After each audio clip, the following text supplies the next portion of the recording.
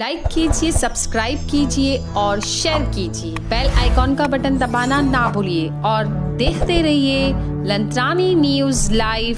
Media के सभी साथियों और आपके चैनल के माध्यम से, आपके यूट्यूब चैनल के माध्यम से सुन रहे आप सभी दर्शकों का अभिनंदन करता हूं।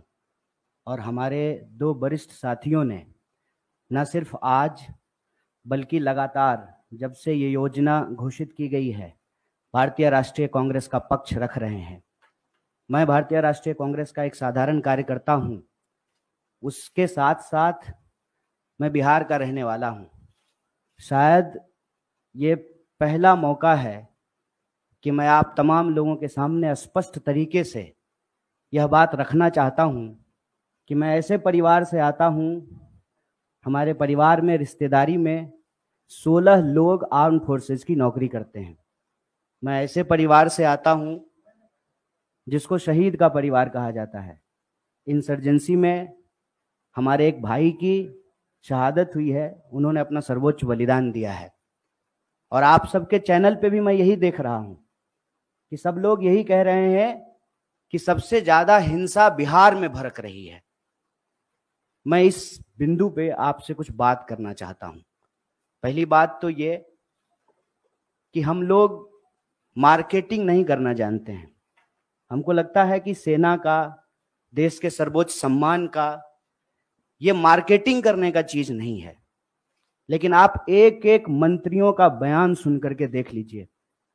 जो लोग अग्निपथ योजना का फायदा गिना रहे हैं, ऐसा लग रहा है कि कोई चीज वो बेचने की कोशिश कर रहे हैं। जैसे सेल्समैन की भाषा होती है ना, वाह मेगा बम्पर ऑफर चल रहा है, आपको 20 लाख रुपया भी मिल जाएगा, 4 साल में आप रिटायर भी हो जाएंगे, फिर आपको रिजर्वेशन भी मिल जाएगा। इस भाषा की मानसिकता को समझने का प्रयास कीजिए। ऐसा लगता है कि रेलवे स्टेशन के बाहर कोई चूहा मारने की दवा बेच रहा हो। साहब, आप मंत्री हैं, आप सबसे पहले देश की जनता को यह बताइए कि इस योजना की जरूरत क्या है।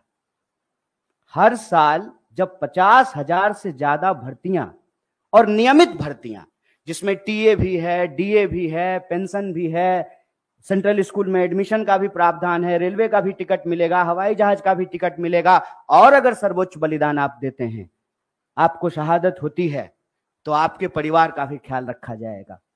इन तमाम बातों को छोड़ करके मंत्री कह रहे हैं कि आपको 20 लाख रुपया मिल जाएगा इस उम्र में। ये वही भाषा नहीं है कि प्रधानमंत्री जी बोले थे कि काला धन वापस आ जाएगा तो आपके खाते में 15 लाख रुपया मिल जाएगा। मिल गया क्या 15 लाख रुपया? जिस खाते में 15 लाख रुपया मिलने वाला था ना, उसी खाते में 20 लाख रुपया भी मिलेगा। इस मानसिकता को समझने की जरूरत है और इसीलिए हम लोग इस योजना की जरूरत पे सवाल उठा रहे हैं। जब देश में एक नियमित भर्ती प्रक्रिया है, 2014 में देश बना है, उससे पहले क्या आर्मी में लोग बहाल नहीं होते थे? क्या हमारे पास जो एक प्रक्रिया नहीं थी, उस प्रक्रिया को खत्म करने का कारण क्या है? तब सरकार के कुछ दावे बताए जा रहे हैं। दावा क्या है? दावा यह है कि हम चाहते हैं कि हमारे देश के नौजवानों को रोजगार मिले। ये तो आप चाह रहे हैं, ये आप वादा भी कर चुके हैं कि हर साल आप 2 करोड़ नौकरी देंगे। उस 2 करोड़ नौकरी को छोड़ करके पीएमओ ने अभी ट्वीट किया कि हम 10 लाख रोजगार देंगे। साहब, अगर आप रोजगार देने के लिए सीरियस होते, 28 लाख पोस्ट जो हैं वो सिर्फ सेंट्रल गवर्नमेंट में रिक्त पड़ा हुआ है, और आप स्टेट गवर्नमेंट में जाकर के देख लीजिए, भर्तियां नहीं की जा रही है। हकीकत क्या है? हकीकत यह है कि ये असली बात देश की जनता से छुपाना चाहते हैं। असली बात क्या है?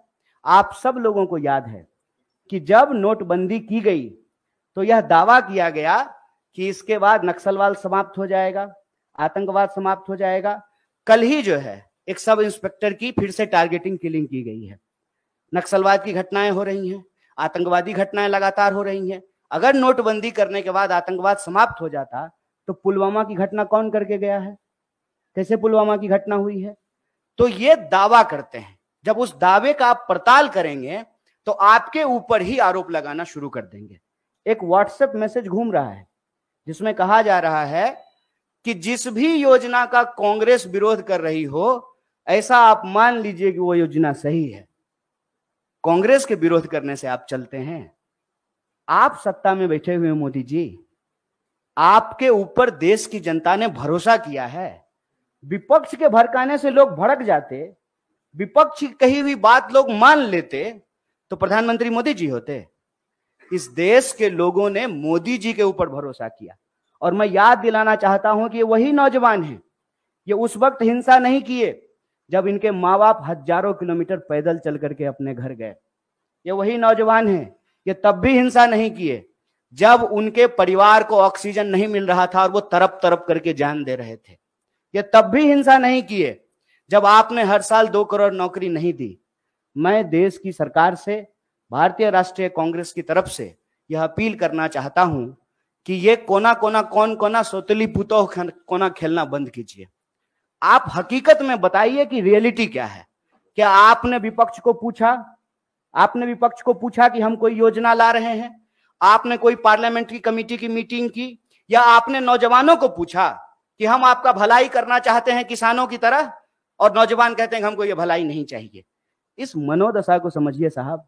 हम ऐसे गांव से आते हैं, ऐसे इलाके से आते हैं, कोई ऐसा साल नहीं गुजरता है साहब कि हमारे इलाके में कोई शहादत ना हुई हो। हमारे इलाके में लोगों के पास महज नौकरी नहीं है सेना, हम जानते हैं इस बात को। जब किसी परिवार में किसी बच्चे को सेना की नौकरी मिलती है, पूरे इलाके में उनका सम्मान होता है। और दुख के साथ साथ जब एक पार्थिव शरीर गांव आता है, आंखों में आंसू होने के बावजूद उस इलाके का सीना गर्व से चौड़ा हो जाता है कि हमारे बच्चे ने जो है देश के लिए सर्वोच्च सम्मान दिया है। सेना का सवाल देश की सुरक्षा का सवाल है, आप इसको मजाक मत बनाइए। और एक बात हमारे साथी भी कह रहे हैं, आप तमाम मीडिया लोग भी इसको बोल रहे हैं कि उसमें से 25% लोगों को, साहब 25% नहीं, अप टू 25%, ध्यान रखिएगा, यह है सेल्समैन मेगा बम्पर ऑफर की मानसिकता। अप टू 25% क्या होता है? मतलब 25% की भी गारंटी नहीं है। यह मत समझिए आप कि उसमें से एक को दे ही देंगे नौकरी। बहुत चालाकी से टर्म्स एंड कंडीशन लिख दिया है, अप टू 25%। और इसमें ये कितना गंभीर है, इस गंभीरता का आप अंदाजा लगाइए कि अभी आए हुए 3 दिन हुए हैं घोषणा किए हुए, 2 मेजर अमेंडमेंट हो चुका है, और जो फायदा गिनाए जा रहे हैं वो फायदा तो पहले से है। सेना में, आर्म फोर्सेस में, पैरामिलिट्री में भर्ती होने की मैक्सिमम आयु 25 वर्ष है। 25 वर्ष से ज्यादा में तो आप बहाल ही नहीं हो सकते हैं। उसके बाद अलग अलग रैंक पे आप कितना समय तक सेवा देंगे वो पहले से निर्धारित है। और जो लोग आर्मी की नौकरी समाप्त करके, सेवा समाप्त करके आते हैं, उनको अन्य जगहों पे सुविधाएं दी जाती है। भूतपूर्व सैनिकों को सुविधाएं दी जाती है, भूतपूर्व सैनिकों के परिवारों को सुविधाएं दी जाती है। और आप में से बहुत सारे लोग, मैं बहुत साधारण बात करता हूं, मुझे लंबी चौड़ी बात करनी नहीं आती है, क्योंकि कहते हैं जाके पैर न फटे विवाई, वो का जाने पीड़ पड़ाई। हमको पता है कि आर्मी में कौन लोग जाते हैं। गृह मंत्री का बेटा आर्मी में नहीं जाएगा, वो बीसीसीआई का सेक्रेटरी बनेगा। हमको पता है कि वहां पे सेवा करने वाले कौन लोग होते हैं, गरीब किसान मजदूर के बच्चे होते हैं। कोई नेता का बाल बच्चा आर्मी में नहीं जाता है। जाता है, प्रधानमंत्री भी जाते हैं फोटो खिंचवाने के लिए। फोटो खिंचवाने के लिए वर्दी पहनना एक बात होता है, देश की भक्ति के लिए, सर्वोच्च सम्मान के लिए वर्दी पहनना दूसरी बात होती है।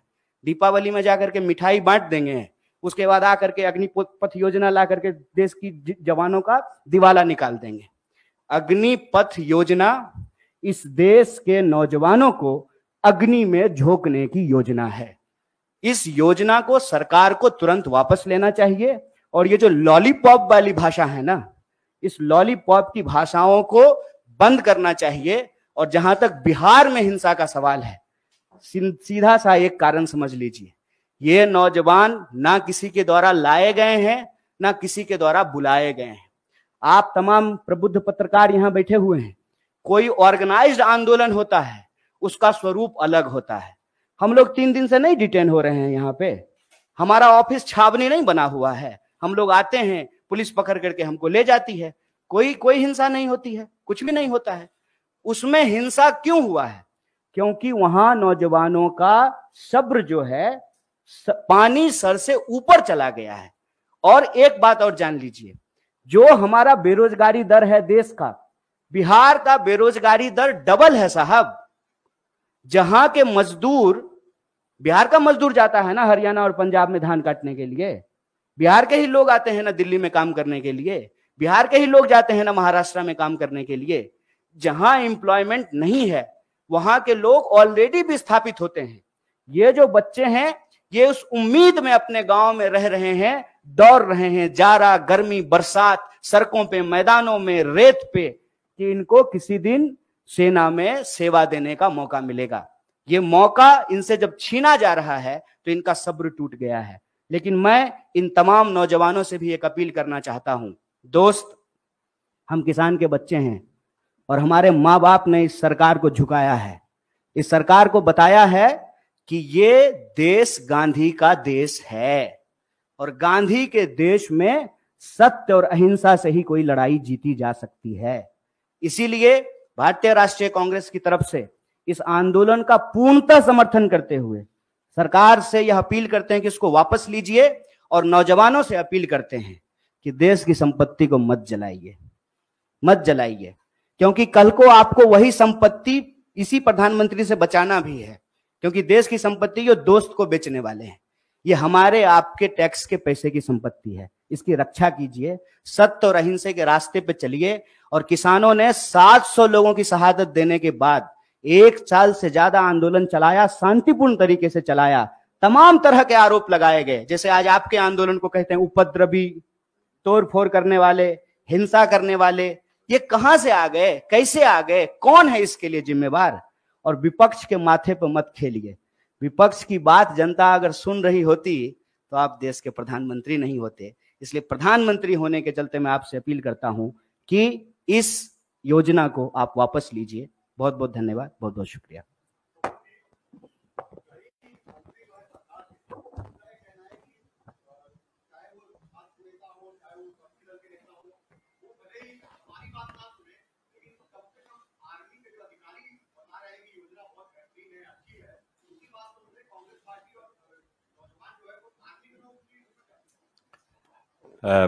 जो विक्रांत जी ने सवाल पूछा है उस पर मैं बहुत ही विनम्रता पूर्वक एक ही बात कहना चाहता हूं।